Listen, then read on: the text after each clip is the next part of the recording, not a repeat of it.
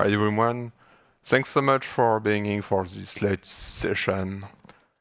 Before we get started, let's imagine for a moment you're looking for a new place to rent. The listing looks good, looks great even. Then you go check out the bedroom and it looks like this.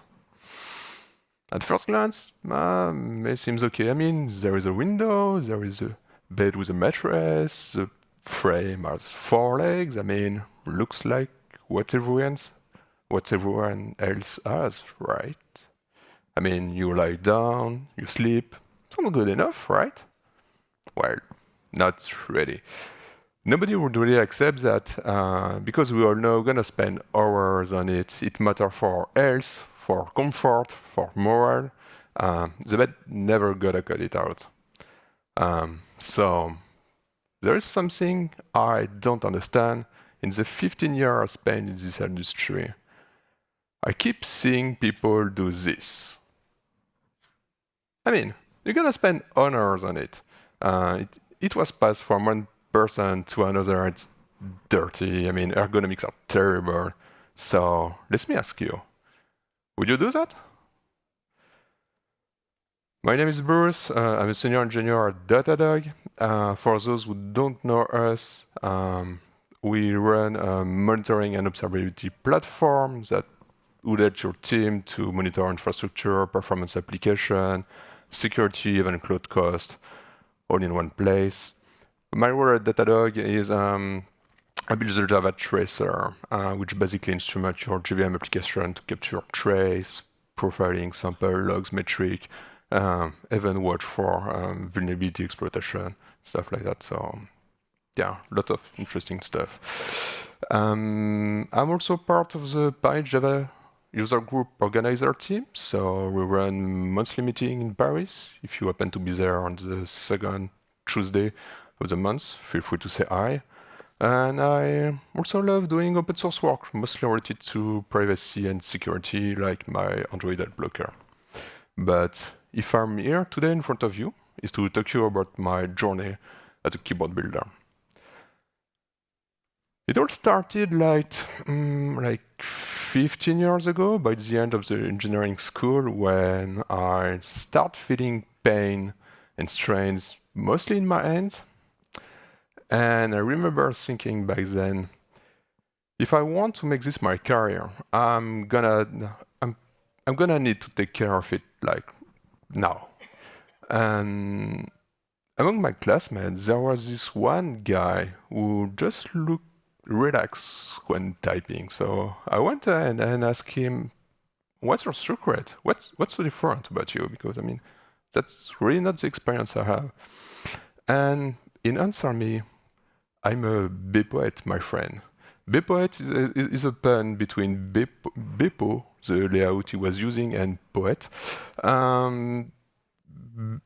A layout is basically a way for you to define which letter I assign under each key. And bépo is the French variant for dvorak. I tried it. To be honest, it took me about 1 to 3 weeks to get all the letters, the new places, and about 3 months to get back at full speed typing, but it was worth it. Why this kind of layout is better is mostly because Dvorak and all of those variants are designed around 3 constraints, which is first one is to create a rhythm when you type by alternating left and right, and doing so you won't type bigram and trigram, which is a sequence, the common sequence of 2 or 3 letters using only one hand, but mostly alternating left and right. And that's what you see on bépo on the right, vowel and consonant alternating. So you're gonna type left, right, and reduce strain on your end. The second concept is the most used letter are gonna be on the home row, which is the center row. Basically because your finger naturally relies here. That that's where they're supposed to be, so you won't have to move them a lot. And the third idea is the last used letter should go on the bottom row, because it's easier for you to stretch your finger than going below and trying to type. Less natural. So this kind of layout, sure, at some point will increase your speed, but mostly will reduce error and, in my case, fatigue. So yeah, definitely less pain from me. Was bépo the better choice, the best choice? I don't know. You can definitely create or customize yours. There is software for that. Here is MSKLC for Microsoft, Ukulele for macOS, there is for Linux also, don't worry. But I mean, you can pick any kind of layout you like, remap whatever you want to what feels natural. It's basically you pick which letter you want under each key, build it, load it, and that's working. So bépo might, or even Dvorak might not be the best one, but it was better, and for me that was very important. But still, I still got some pain, mostly on the right pinky and the outer wrist. And that's basically due to how keyboards are. When I start working, I invested into ergonomic keyboard. I bought this one to start. It was a Type Matrix 2030. Don't try to buy it. I think the company died like recently. But yeah, what's different compared to the keyboard you might know is some of the key I use when programming, like Enter and the arrow key, which are on the far right and create some strain on my pinky, were moved under the thumb, which is a very strong finger and relieve some pain from me. Another interesting design of this keyboard is usually keyboards are staggered, meaning the key and your finger are gonna move not straight, but with a weird angle. And my hand are not like that. They are even straight or maybe like that, but definitely not like default keyboards. And ortholinear keyboard try to fix that. So yeah, I did try this one. It was way better. It solved my my pinky pain, and that was nice. But I got this keyboard for quite some time, and I ended up having many of them. Mostly due to my work and the security constraints that was behind it. Keep in mind we had to have like various hardware depending on the network we were on, like one keyboard for the computer that has internet connection, another for the one I used to develop, another for the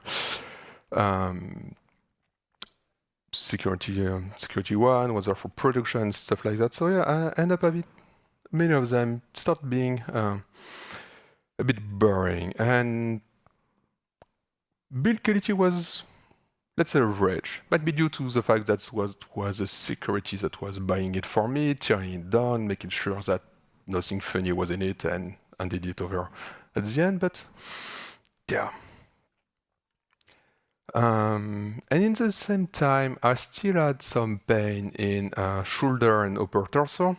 That's why I keep investing in more ergonomic keyboard at home only. I bought this one, which is an ergonomics.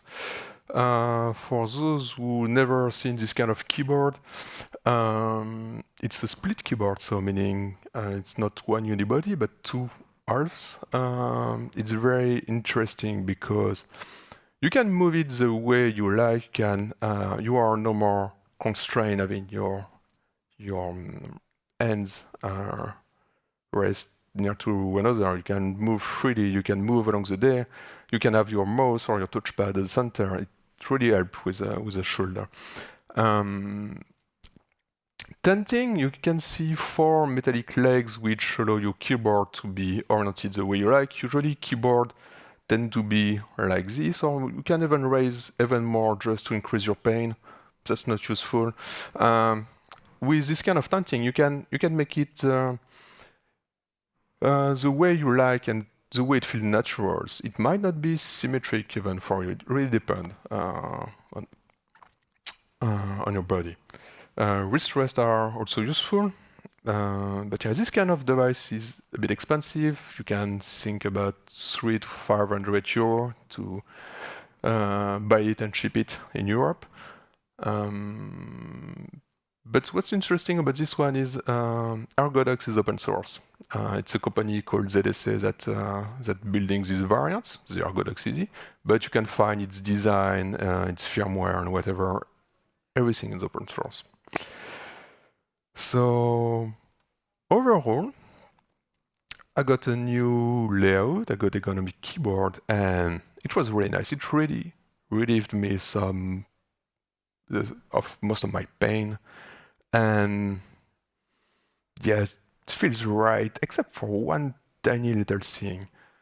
There was still one place at work where I couldn't use my layout, where I couldn't use my ergonomic keyboard, mostly because I didn't have the right to install or set up layout, to plug anything I wanted, and this place for me was this. This was a kind of place I had to work for hours, and yeah, as you can guess, I don't have the right to mess up with the operating system. I don't have the right, and in fact it won't work if you try to plug any kind of USB device. So yeah, I couldn't really have my ergonomics there. And that's when I start thinking about what can I do about it and what technically is preventing me to use my ergonomics there. So I had a look at keyboard and how they work. So I know we do have a computer, we do have a keyboard, and they do talk to each other using USB. USB, which stands for Universal Serial Bus. All USB devices define classes, which are the features they provide. You might know some of them, like classes number 8, which is for storage, like USB stick. Number 1, which is for audio, like the headphones you use for your smartphone. And class 3 is for, and class 3 is for HID, which stands for Human Interface Device. HID define also the specification behind it, also define what a keyboard is. So when you look at the spec, it simply defines, yeah, sure, a keyboard is a device with 103 buttons, which sounds like a keyboard, and also define what the buttons are, so in this beautiful table. And I was like, sure, I will want to have a look at it, but I can't find any French character, like any accent we use or the CCD and stuff like that.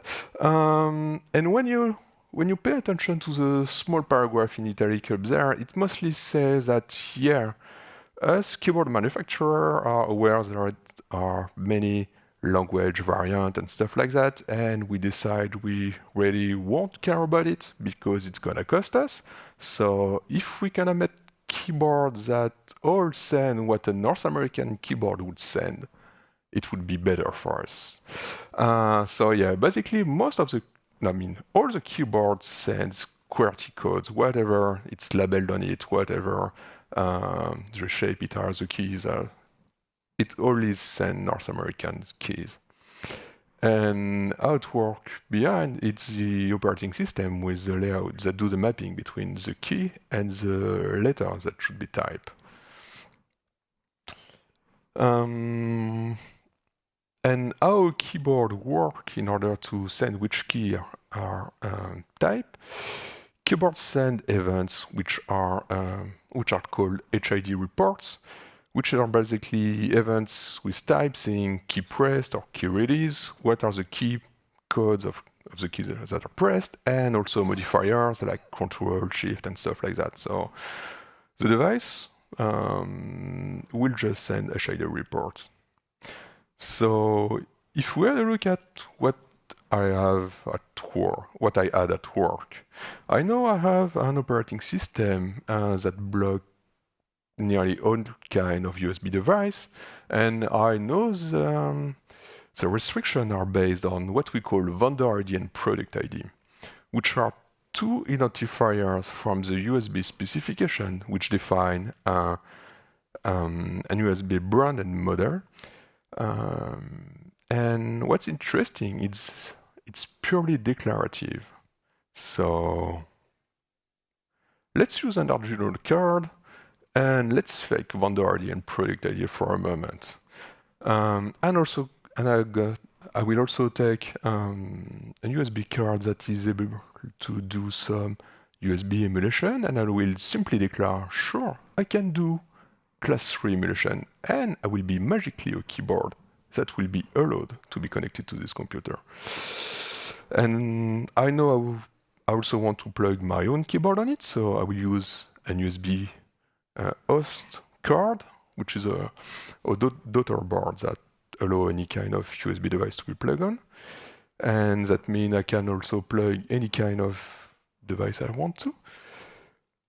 Doing so, I will read USB HID reports, remap all the key codes from bépo to whatever layout it was, mostly a Zerty, but yeah, having this, I can have my own keyboard with my own layout, and nobody will complain about it because the computer will see nothing.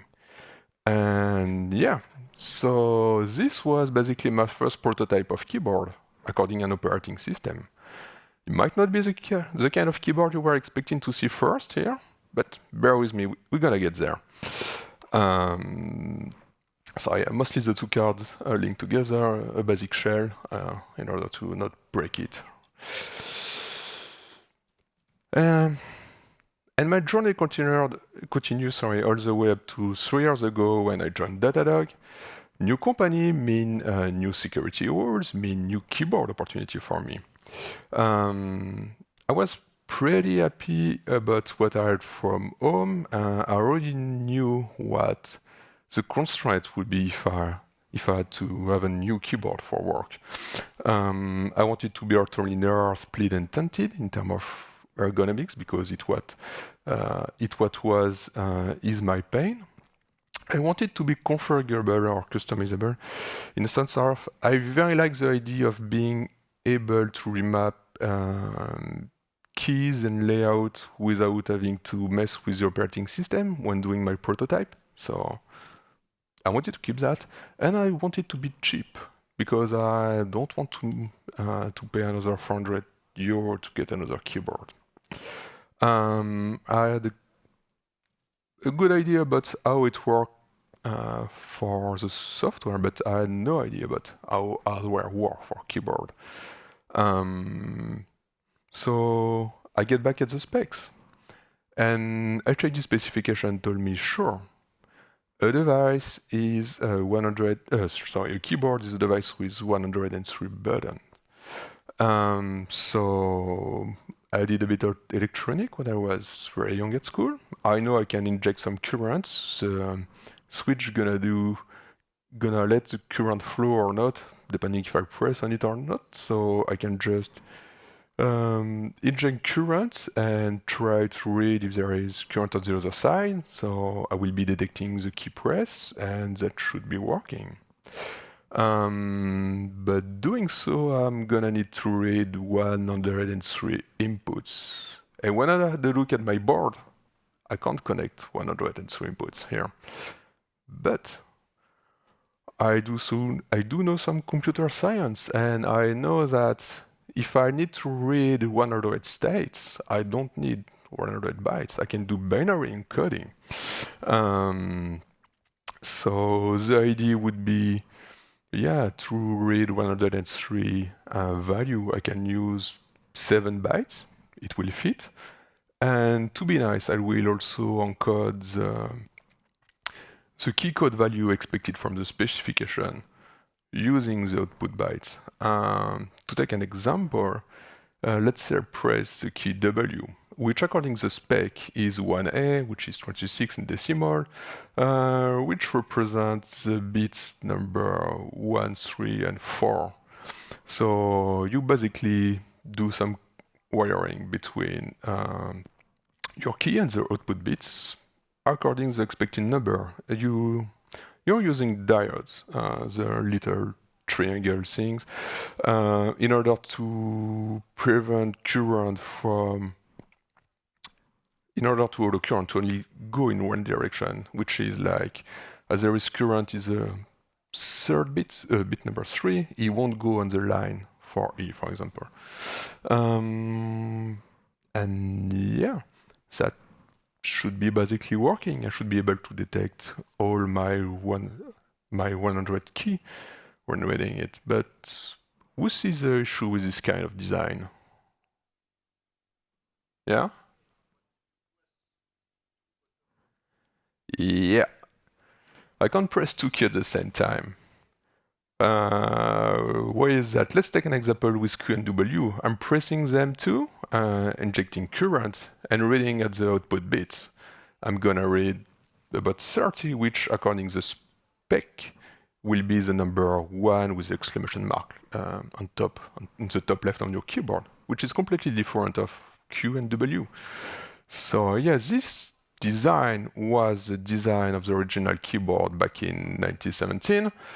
Yeah, you can see mostly what I did, what I showed, but for all the key. And yeah, you can't press back then two keys at once. The most fancy one had mechanical ways to prevent you to tap multi-key at once, but yeah, that's basically how it works. So how are we gonna solve that?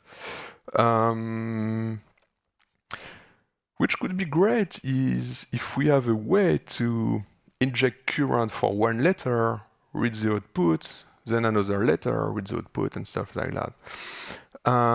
Which is basically what matrix scanning is doing. Matrix scanning is another design where you're gonna have rows and columns, and at each intersection, you will have a switch for a key. And we will inject current on a row per row, and read each time each column. So let's take an example. Let's press in Q. I'm injecting some current into the first row R0. I see current into C0, so I know Q is pressed.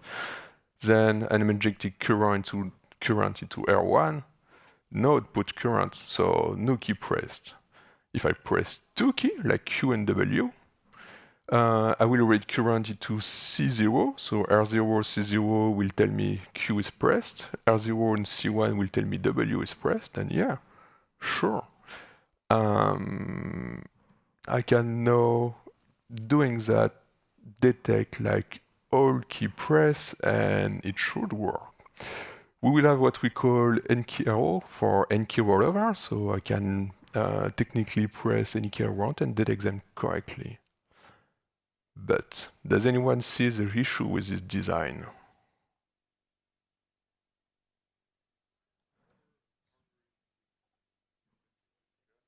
Sorry? Not really, that's okay. The issue, you might have heard of it, it's called ghosting. Let's say I press Q, A, and S and inject current into the first row. As I press Q, there's going to be current into C0, and as I press A, there's going to be current into R1, and as I press S, there's going to be current into C1. So if there is current in C1 when I press R0, it means W should be pressed, which is not the case. So you can see, you can read fake key pressed.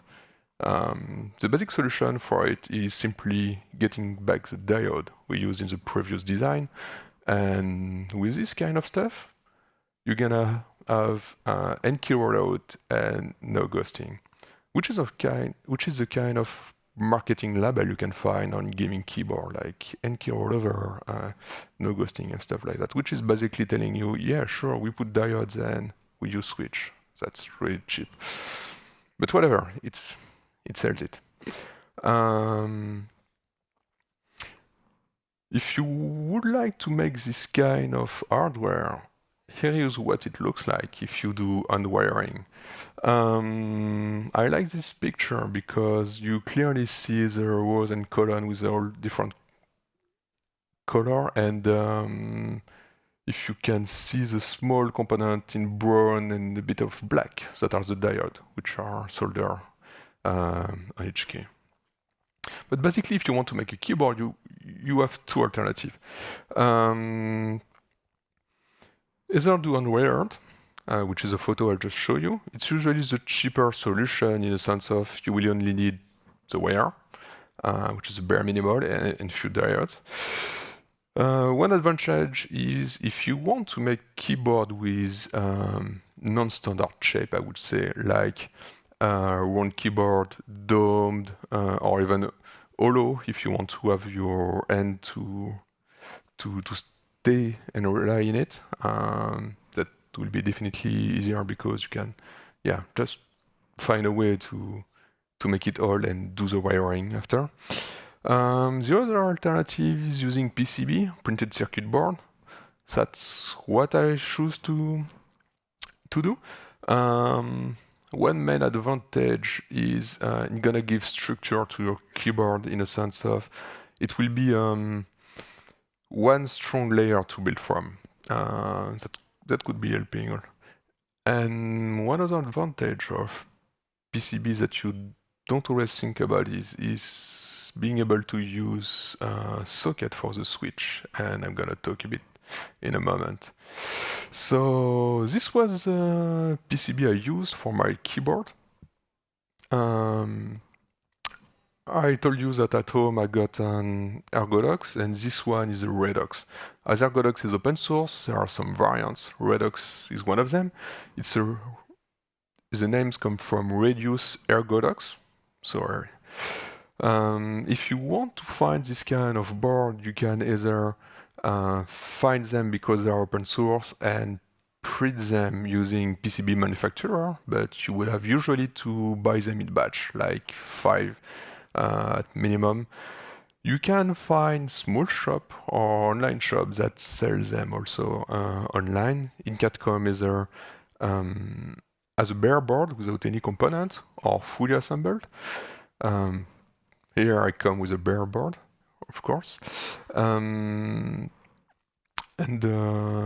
not that expensive. If we had a look at, I zoom on around the key to show you what are the different pads and how it's supposed to be used.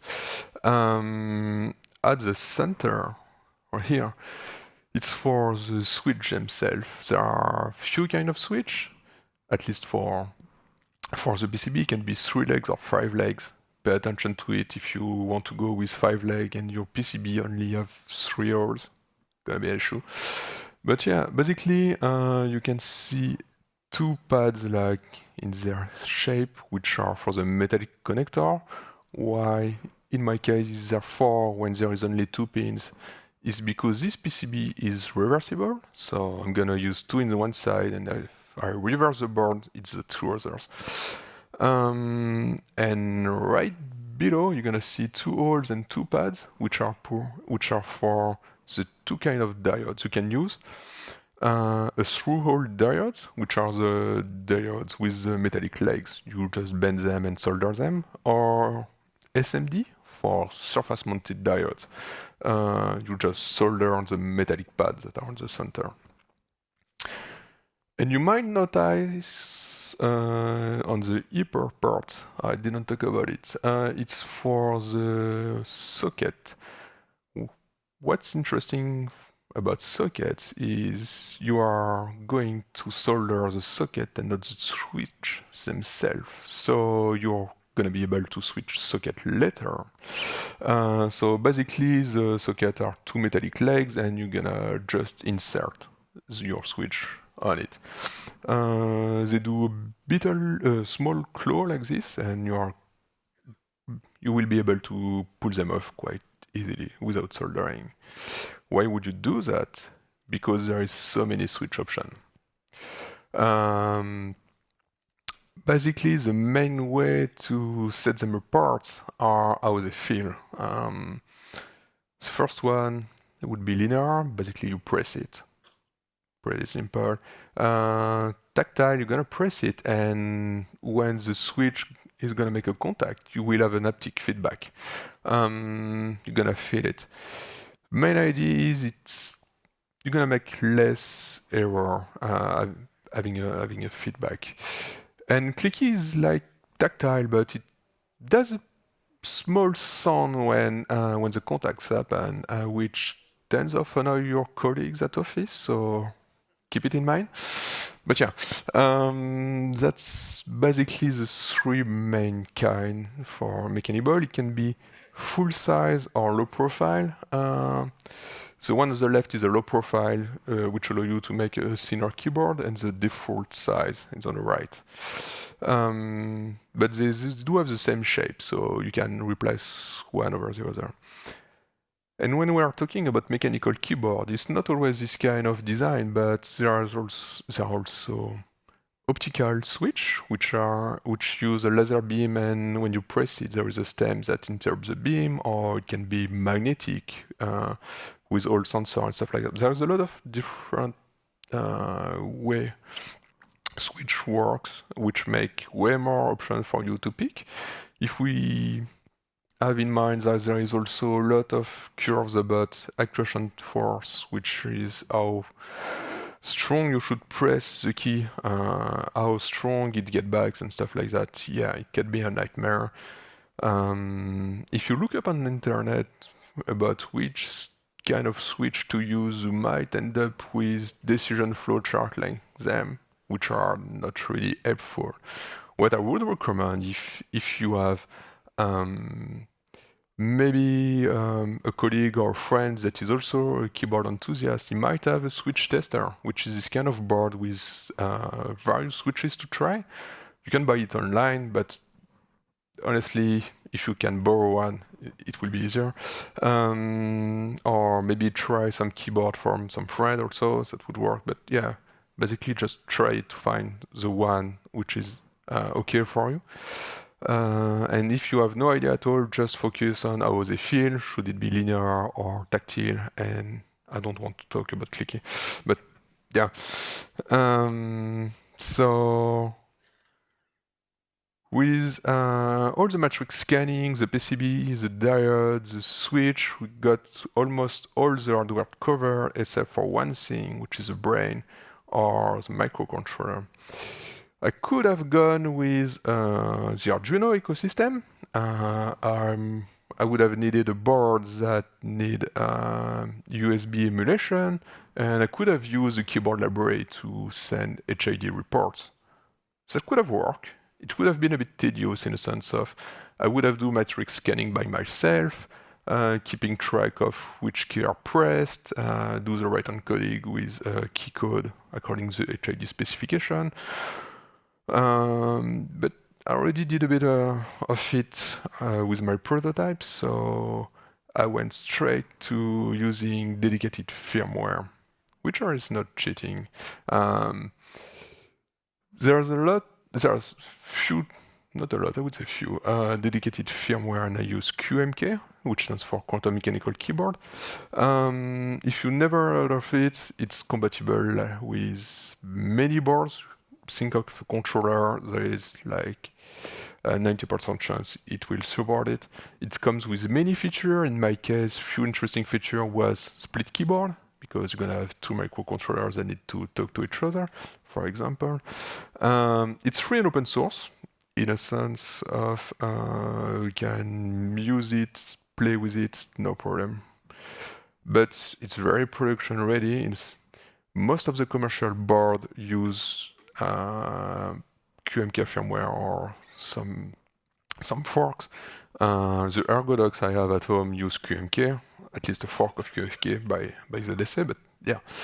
It's very customizable, it's C++ based, so if you're happy with C++, go for it. But in a way, it was designed to be extensible, and yeah, you can play with it as much as you want. And you're gonna still learn a lot, because even if most of the things can work out of the box, you can really extend and mess with it as much as you want.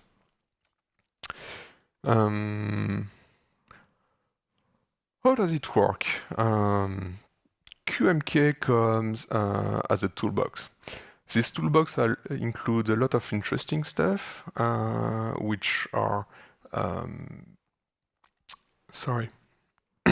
which are CLI, with everything set up so it won't mess your development environment.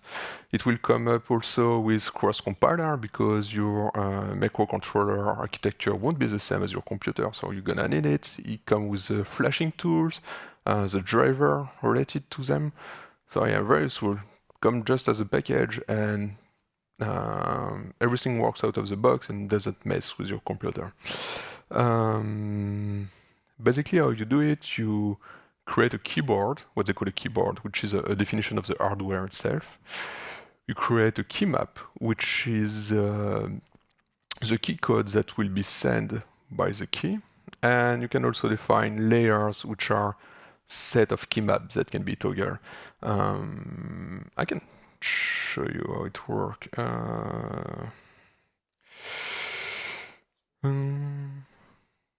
Does that work? Yeah. Should I make it bigger? Maybe.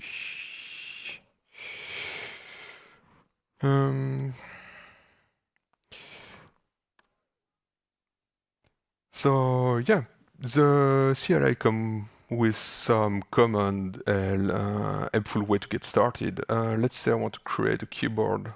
I'll call it Devox, whatever mine. And when you're gonna start a new keyboard, it can help you to start from some other keyboard already existing. You're gonna see like full source keyboard and stuff like that, but there is one that interests me, which is ergonomics, because mine will be based on ergonomics. And here is a part of the microcontrollers that are supported. And in my case, it will be a Pro Micro, which is 14. Yeah, and it just create a board. I can show you what it looks like. Here's the keyboard definition for QMK. Quick to show you. There will be a keyboard and key map, but not much about it. So don't fear C++ and the fact that's not Java project or whatever. It could be really simple if you read the doc. So yeah, a few interesting information, like among the feature we're gonna see encoder out, we just talked about. We're gonna see direct direction to know if you're injecting current from the column and reading the row or the other way. What are the matrix pins? So according to your board, which row or column you're gonna solder on which pin of your board. Here is a microcontroller. Here is the vendor ID and product ID from the USB specification. And as you can see, it's purely declarative. You can be whatever brand you want. And all of this is purely declarative about what the key and keyboard look like. So I will show it later. And the key map is a C file which mostly define. There is some nice SQR to show you what they are, but otherwise you're gonna see key code for letter Q, key code for letter W, and stuff like that. So it's basically the North American key codes that are expected, and you can change it the way you like. If I want to make a Devox keyboard, yes, sure. It's gonna be a Devox keyboard. If you want to compile, not Devox, sorry, QMkey, compile, nope. If you want to compile it, just tell QMkey CLI what keyboard and key map you want to build. And yeah, for sure, it's gonna run some makefile and compile your keyboard. Pretty simple so far. And if you want to flash it, you can do similarly. And now it's just waiting for my for me that I plug my keyboard and put it in bootloader mode so it can flash it, which I won't do right now. So yeah, pretty easy. But if you're lazy or maybe you don't have your computer right now with QMK CLI, you can just go to QMK Configurator website, which is a website that allows you to pick a board. Let's say Ergodox. No, let's say Redux in my case. Yep, sure. And there is a picture of my keyboard, which was like all the keys you saw defined by the end of the keyboard definition allow me to have a visual representation of my board. And similarly, I can make a Devox keyboard. No problem. And from here, you can compile it, and it would be compiled on the cloud.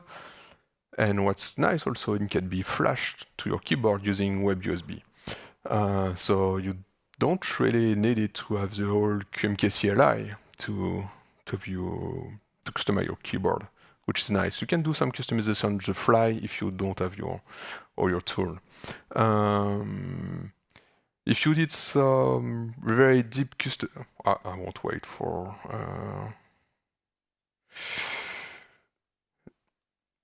Yep. If you did some advanced C++ customization, for example, and stuff like that, and you can't use QMK configurator, the QMK repo has GitHub Action set up, so you can build your firmware on there. On GitHub pipeline, and it would work nicely also. Yeah, backup slide in case of demo did not work. All right. So here is a fully populated board of my keyboard. You're gonna see switch, which are black on black, sorry. A few diodes, which are brown, microcontroller on top, one reset button, useful when you break your hardware, and one audio connector, which is a TRSS cable, so basically a jack cable to connect the two halves. This part is about 200 solder join. It's gonna take some time, but it's not that hard. Just make sure to do the soldering with some fresh air. Just open the window because you definitely don't want to smell to breathe the soldering fume for a few hours. About the shelves, about the shell in the body, if you don't have 3D printer, it's fine. It's not needed. You can buy some kits online that are not that expensive. You can use 3D printed services if you find some open source design. You can use acrylic, which is really easy to use and to cut. You can use wood. I have a colleague which used Capla, which is a basic toy in wood that he glues together and made a nice body out of it. And yeah, it works surprisingly well, I would say. But what's nice about 3D printing is you will be able to make iteration, because finding the right ergonomics is gonna take some iterations. Here I try various thickness. I try to wrist pad, also finding the right shape, finding the right thickness, improving the shell assembly also. The original design was based on screw and bolt that should be glue on the plastic, but I end up using metallic inserts that can be just fused into plastic with your soldering iron and stuff like that. I mean, yeah, you're free to iterate with having your own printer, which is still nice. But doing that, I was I just discovered that I was missing some feedback. It was nearly complete on the right, and I noticed I was missing like some feedback when I mostly switch layer, but you have the same kind of issue about your keyboard when you're doing cap locks and stuff like that. No LED, no stuff like that. But turns out I had some RGB strip. I look at the QM key documentation, and yeah, for sure, WS 2012 controller style is supported by QM key, so why not plug it into my board? And yeah, it's work well. QM key support backlighting. You can define region of your LED and stuff like that. I happen to have one line free on the audio cable. I have one line for ground, current, and data to synchronize the two microcontroller, and I use a fourth line to propagate data for my RGB strip, and worked nicely. Draw some current, but worked nicely. On the right, it was the original design from open source, and on the left, what I ended up having. So new shape, new tinting, new rest pad that fits nicely, magnetic also to stay in place. Yeah, it was like most of my requirements fulfilled. And if we sum up, I mean, I did a lot of research. I found the kind of keyboard I wanted to have. I made a prototype and iterating on if it's working, and I discovered this new controller, which looked very tempting in a way, but would require a lot of change. And for sure, I went with a new microcontroller. What's nice? So I use the Pro Micro, and this one is a Pro Micro RP 2040. A bit, yeah. Bear with me. The original microcontroller was 20 years old, basically. But Raspberry Pi made new microcontroller from like 3 years ago for the RP 2040, which is like 10 times faster, 500 more memory. There is more pins, meaning I can plug more stuff. It can manage more bus, meaning I can do more dumb stuff like RGB. And in addition, it was 5 times cheaper, so why not? And I look at QMK documentation, and one feature stand out. It was screen, because why not having a screen on his keyboard?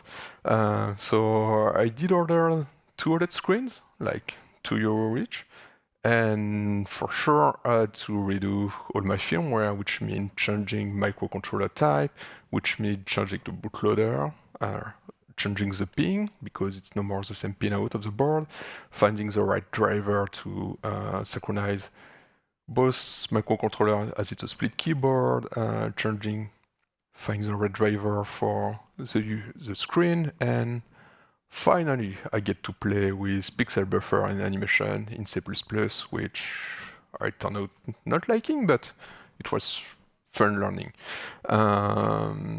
QMK provide all kind of hook to allow you to play with screen also, text rendering, font rendering, stuff like that. And yeah, so the second design on the left and the last design on the right, where you can see the screen nicely fitting, and I also improve the backlight. Both parts are lighten up, but obviously there is one that's better. So yeah, keep iterating design. It's really an endless task if you like it. But to sum up, I ended up with a board that checked like all the boxes of what I needed. It was ortholinear, it was split, it was stunted the way I like it. It was configurable in the sense of I can do nearly whatever done by DI I had with C++, and I can quickly remap some key using website easily. It was cheap also if you had a look at the price. Two PCBs about 30 euro. You can do without it if you go on wire. Totally fine. Main controller like 4 or 5 euro each. Various electronic parts like diode, reset button, jack cable, jack cable, USB cable, and stuff like that. Switches also. It can be very expensive, but if you stick with basic ones, it's not that expensive. Sockets. So the switch socket being able to pull off your switch. You can do without it, but I would not recommend because you will end up trying some of them and having to desolder switch is really painful. And keycaps. Keycaps can also be very expensive. It's purely aesthetic, but if it's your thing, for sure. Otherwise, you can find set of keycaps for a few euros, no problem. And yeah, it was about a third of the price of the one I had from home. So, is this the end of the project for me? I'm not sure. I might tinker a bit more with it, but what I hope it might be it's the beginning for you. I mean, it's really easy to get into. It's inexpensive. It doesn't much require gear like a soldering iron. That's basically all what you need. Mine is 10 euro, working very great. But yeah, it's a real physical project, something you can use and enjoy for hour every single day. So if you have any question, otherwise, thanks for your attention.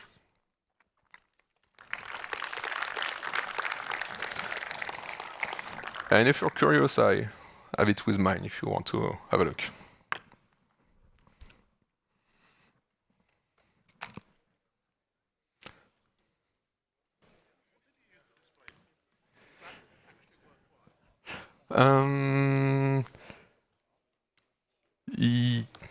Not quite currently, but what I want to do is there is a way to have both way communication. So I want to have CI and pipeline status on this screen.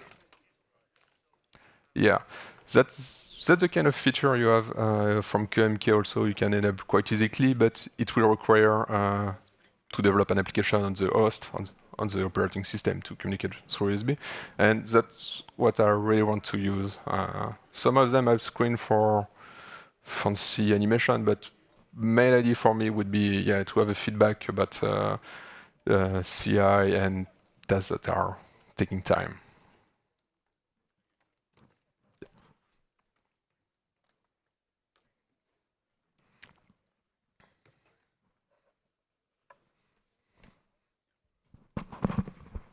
Oh, sorry.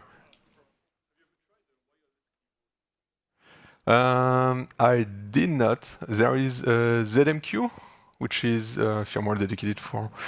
But no, I didn't want to. I was a bit afraid of using low quality battery and battery module system. We catch caught fire. And if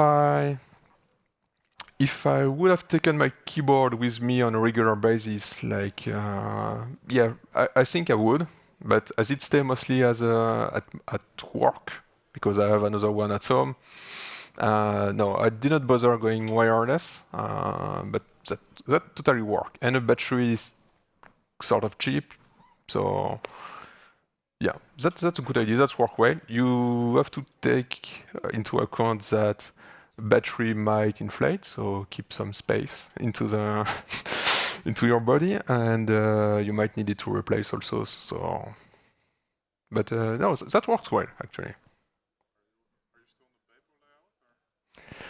Yeah, that's the kind of stuff I mean, it's better nowadays, so I didn't bother to change, but definitely using Dvorak or there is Ergol, which is a bit mix of French and American or English keyboard also. Yeah, that will be my next things to change, I think so. But, yeah.